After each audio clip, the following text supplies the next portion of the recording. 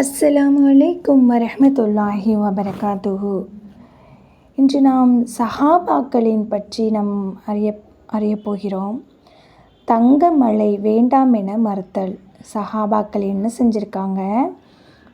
தங்கமழையை அல்லாஹ் கொடுத்ததுக்கு அவங்க மறுத்திருக்காங்க. ஏன்? என்னுடைய இரட்சகன் எனக்கு மக்காவில் உள்ள மலைகளிலெல்லாம் தங்கமாக்கித் தருவதாக கூறினான்.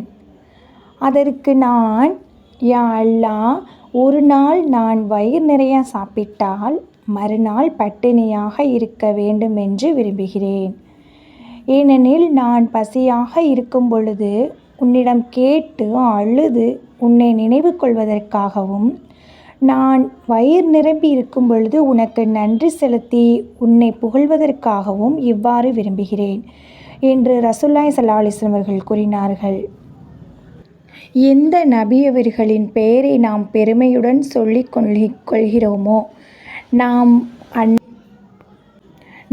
அன்னாருடைய உம்மத்தினர் என்பதாகவும் பெருமை கொள்கிறோமோ, அந்த புனித நபியவர்களின் நிலைதான் இது. அன்னாரின் செயல்கள் அனைத்தும் பின்பற்றி நடக்க வேண்டியது நம் கடமையாகும்.